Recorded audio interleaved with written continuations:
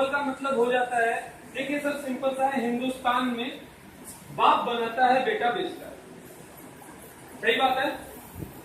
बाप घर खरीदेगा बेचेगा कौन? बेटा। बाप नहीं बेच पाता। और चैलेंज देता हूं, कोई भी 60 साल 70 साल का आदमी हो यहाँ पे अगर बैठा हुआ, एक बार अपने बच्चे को फोन करे, चलो खाली टाइम पास के लिए, कि मैं अपना घर बेच रहा हूं, उसका रिएक्शन अभी देख लो, लाइव पता चलेगा। लाइव पता चलेगा। क्यों? क्योंकि आप घर बना सकते हो, बेच नहीं सकते। हिंदुस्तान का रिवाज है कि जो भी पिता कमाता है उसको अपने बच्चे को देके जाता है। ठीक है ना? बेचना मुश्किल है। जब तक हम कमा रहे हैं हम डिसीजन ले सकते हैं, लेकिन एक बार हमारी रिटायरमेंट एज जब आ गई तो डिसीजन मेकर, मेरी खरीदी हुई प्रॉपर्टी, मेरी बनाई हुई प्रॉपर्टी का जो डिसीजन मेकर होता है वो कौन होता है? मेरा बेटा हो जाता है। बनाता बाप, बेचता जो है वो बेटा है। तो ये भी प्रॉब्लम आती है, फैमिली मेंबर्स अप्रूवल मिलना बहुत मुश्किल होता है। चौथा है, अच्छा ट्रिमिंग हो गया, सॉरी टाइमिंग है। टाइमिंग में नॉट बी करेक्ट। जैसे अभी आज का टाइम है, रियल एस्टेट में वैसे ही बहुत ज्यादा डाउनफॉल चल रहा है। अब ऐसे में मैं अगर अपना घर बेचने जा रहा हूँ तो क्या मुझे कभी भी राइट पैसा मिलेगा? नहीं मिलेगा। मेरी प्रॉपर्टी की राइट वैल्यू मुझे नहीं मिलेगी। तो मेरी टाइमिंग भी कभी कभी सही नहीं हो सकती है। देन हो जाते हैं demand and supply challenge. Demand and supply challenge भी है भाई। मार्केट में बहुत सारे घर बन के पड़े हुए हैं, बायर्स नहीं है, तो आपका घर कैसे बिक रहा है? तो डिमांड और सप्लाई का भी प्रॉब्लम आता है हमको रियल एस्टेट में। और 6 पॉइंट है, can't get the right buyer at the needs of hour. जब मुझे बेचना है तभी मुझे खरीदने वाला मिले, ऐसा भी पॉसिबल नहीं है रियल एस्टेट। ठीक है। और उसके बाद होता है लिटिगेशन इश्यू। लिटिगेशन इश्यू मतलब कोर्ट केस हो सकता है, गवर्नमेंट आपको रोड निकल गया आपकी प्रॉपर्टी से तो आपका लैंड ले सकती है। ठीक है। तो बहुत सारी चीजें होती हैं जो आपके प्रॉपर्टी रियल एस्टेट के साथ जुड़ी होती है। जब हम खरीदते हैं इन चीजों को हम लोग कभी शायद उतना गौर नहीं करते हैं। तो जब हम अपने कस्टमर से इन चीजों पे बात करेंगे तो थोड़ा उनको हम और समझा पाएंगे, उनकी चीजों को और उनके विजन को थोड़ा सा ब्रॉड कर पाएंगे। इंश्योरेंस और रियल एस्टेट को कंपेयर करने में वहां पर हमें हेल्प मिलेगी। कोई भी आप किसी भी सीनियर सिटीजन से मिलो, किसी भी बुजुर्ग आदमी से मिलो, ये आप 4 क्वेश्चन मेरे हैं, 5 क्वेश्चन है, आप पूछ लो और उसके बाद देखो कि क्या रिएक्शन आता है या क्या उसका आंसर होता है। पहला क्वेश्चन है, do you have land? Most probably 99.9% हर एक आदमी बोलेगा हाँ है।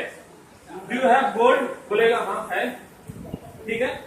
Do you have insurance? Most probably no. Age 60 and 70 और 55 आई एम टॉकिंग अबाउट। लेकिन उसी आदमी से जब हमें 2 सवाल नीचे वाले और पूछेंगे, कैन यू सेल गोल्ड? उसका आंसर क्या होगा? No.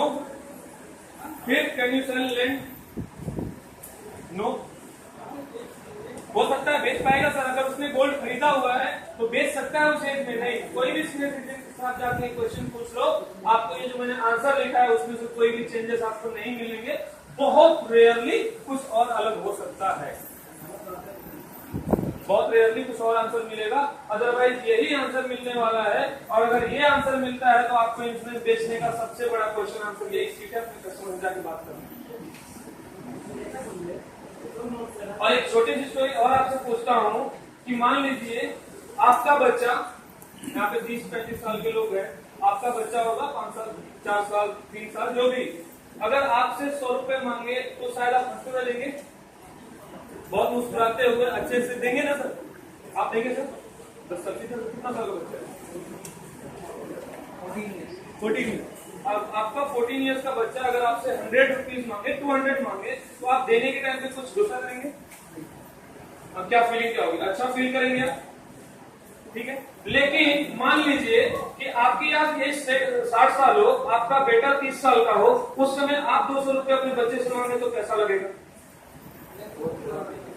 The same question I am asking about. The same question I am asking about कि जो भी है बनाएंगे हम, बेचेगा हमारा बच्चा, लेकिन इंश्योरेंस में ऐसा नहीं होगा। इंश्योरेंस मेरे नाम पे होगा, जब तक मैं जिंदा हूं उसका मालिक मैं ही रहूंगा, मुझे कभी भी मांगना। तो डिफरेंस है या नहीं है? तो ये डिफरेंस हमें जाके अपने कस्टमर को समझाना है। जिस टाइम आप ये डिफरेंस समझाते हो अपने कस्टमर को, उस टाइम ही इंश्योरेंस की वैल्यू बदल देते हो आप। जो उसकी थॉट है इंश्योरेंस की ना, जो सोच के बैठा हो इंश्योरेंस के बारे में, उसकी पूरी की पूरी सोच निकल जाएगी, पूरी की सोच चेंज हो जाएगी। तो उसको चेंज करिए, रिजल्ट अपने आप बदलेगा। और कुछ आते हैं हम लोग, दो टाइप का इंश्योरेंस है, टू टाइप्स ऑफ इंश्योरेंस खरीदते हैं। दो चीजें या इन्वेस्टमेंट अभी लोग करते हैं, वो समझिए। पीपल हैव रेडी मनी, जिसके पास कैश मौजूद है।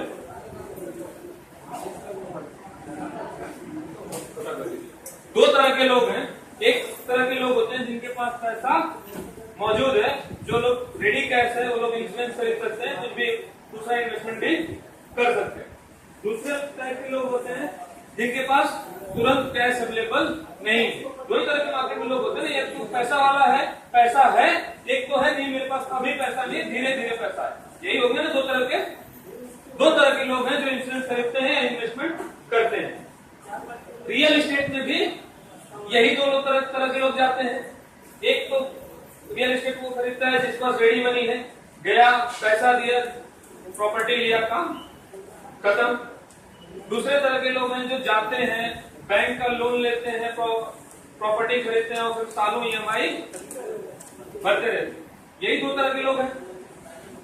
चलिए, इस दो तरह के लोगों के लिए मेरे पास जो जाते हैं रियल एस्टेट खरीदते हैं, उनके लिए इंश्योरेंस सोल्यूशन भी है। दो तरह का इंश्योरेंस सोल्यूशन है जो हम सभी लोगों के पास है।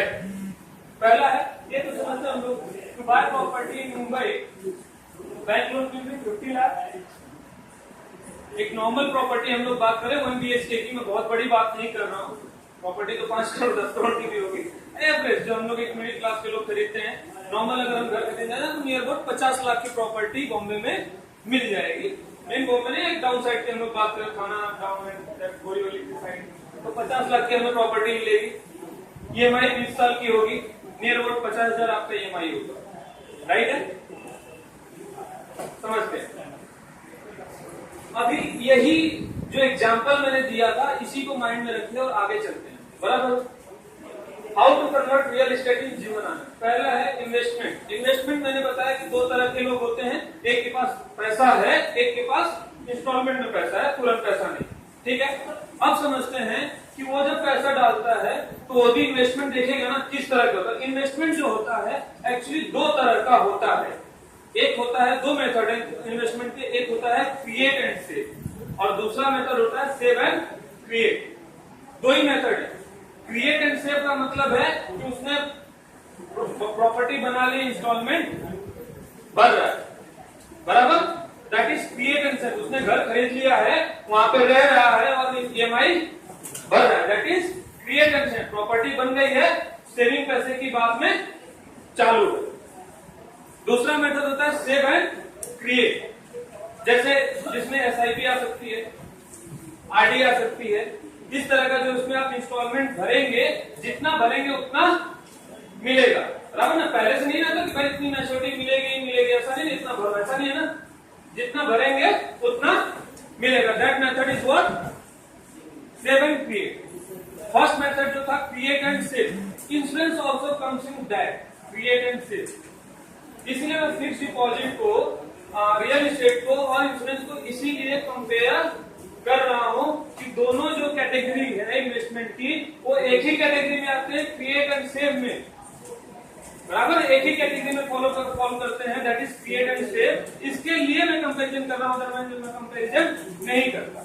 अब समझते हैं क्रिएट एंड सेव में, जैसे मैंने बताया कि मैंने घर खरीद लिया, मैं ईएमआई भर रहा हूं, that is create and save. घर मेरा बन गया है और मैं ईएमआई हर साल भरते जा रहा हूं। उसी तरह से इंश्योरेंस में भी होता है, मैं सम एश्योर्ड खरीद लेता हूं और मैं प्रीमियम भरते रहता हूं। मुझे कुछ भी होगा तो मेरे घर वालों को सम एश्योर्ड मिलता है या नहीं मिलता है? यस और नो?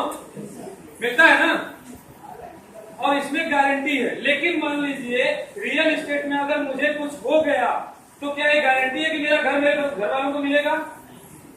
अनलेस अंटिल मैंने इंश्योरेंस उसका नहीं करवाया हुआ है तो मेरे घर वालों को घर नहीं मिलेगा।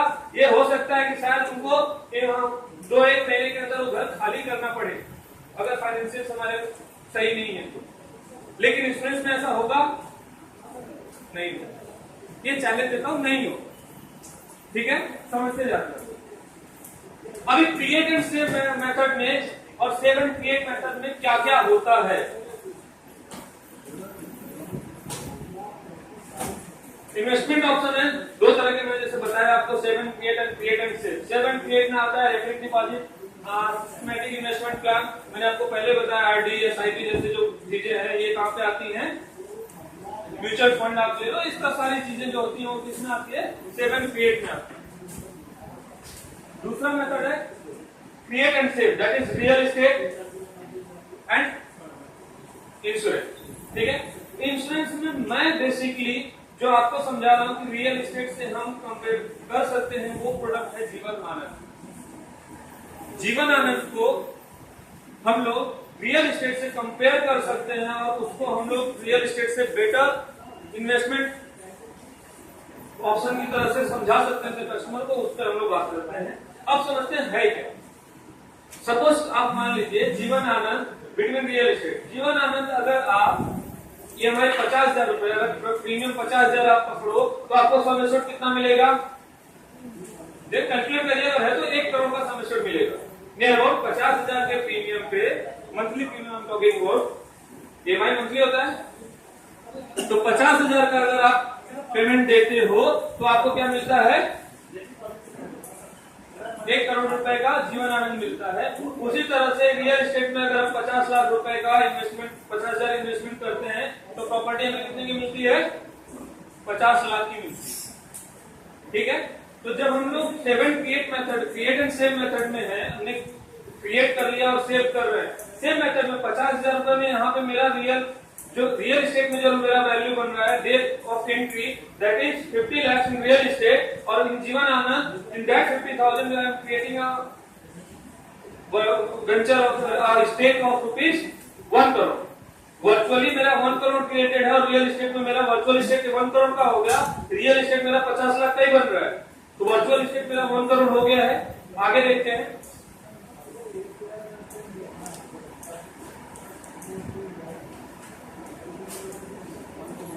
इन केस ऑफ एक्सीडेंट, अगर मेरा मान लीजिए कि मैंने रियल एस्टेट खरीदा, मेरा एक्सीडेंट हो गया, तो उस टाइम पे क्या होगा, जीवन दोनों समझते हैं ना, रियल एस्टेट और वर्चुअल एस्टेट दोनों। एक तो है जिस दिन मैं खरीद रहा हूं सेम इन्वेस्टमेंट में,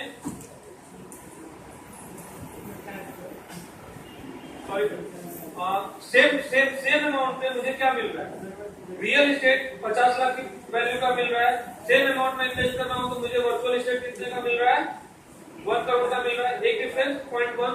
सेकेंड डिफरेंस, सपोज मेरा एक्सीडेंट होता है, मेरा एक्सीडेंट हो जाता है, उस टाइम पे क्या होगा, घर जो मैंने खरीदा था उसका EMI भरना पड़ेगा,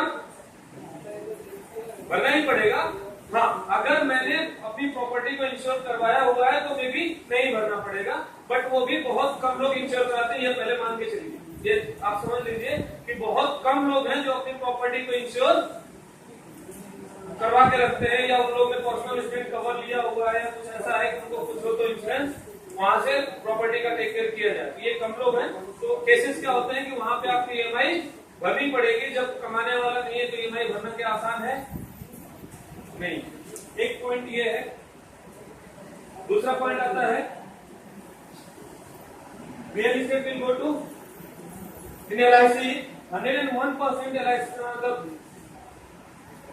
amount, the sum assured will go to nominee, पक्का। लेकिन यहाँ पे रियल एस्टेट में it may go to bank also, it may go to family also, depend upon the provision what he has done. ठीक है, ये क्या डिफरेंस है। दूसरा डिफरेंस है real estate will get multiplied by 4 times and can become 2 crore. Suppose 20 साल रुपए आपको कुछ नहीं हुआ, 20 साल आपने दोनों का EMI भरा, ठीक है, फिक्स डिपॉजिट आप मान लो, रियल एस्टेट का भी आप पेमेंट करते हो, और एक बंदा है सेम जो वर्चुअल एस्टेट में जीवन आनंद का पेमेंट करता है। 20 साल के बाद दोनों का हम लोग डिफरेंस थोड़ा समझने की कोशिश करते हैं। आपका जो रियल एस्टेट होएगा, जो रिटर्न मैंने आपको दिखाए थे चार्ट, बराबर ना, जिस एवरेज से हमारा रिटर्न बन रहा है 2013 का 1 करोड़ रुपए, अगर 2015 में 1 करोड़ 10 लाख होता है, दिखाया था मैंने, उसी एवरेज को दिमाग में रखिएगा। तो रियल एस्टेट में क्या होगा, आपने जो पैसा डाला हुआ 20 साल में 4 गुना हो सकता है, मतलब 50 लाख का या 1 करोड़ का 4 करोड़ हो सकता है। या 50 लाख आपने डाला है तो 50 लाख का 2 करोड़ होगा, 50 लाख में कम 2 करोड़। लेकिन सम एश्योर्ड आपका वर्चुअल स्टेट में सम एश्योर्ड कितना है, 1 करोड़ है, गारंटेड है। दूसरा आपको बोनस मिलेगा, that is 1 crore after 20 years near about. तीसरा डेथ सम एश्योर्ड अगर आपको मिलेगा तो 1 करोड़ है, गारंटेड है। तो नियर अबाउट यहाँ पे कितना आपको मिला,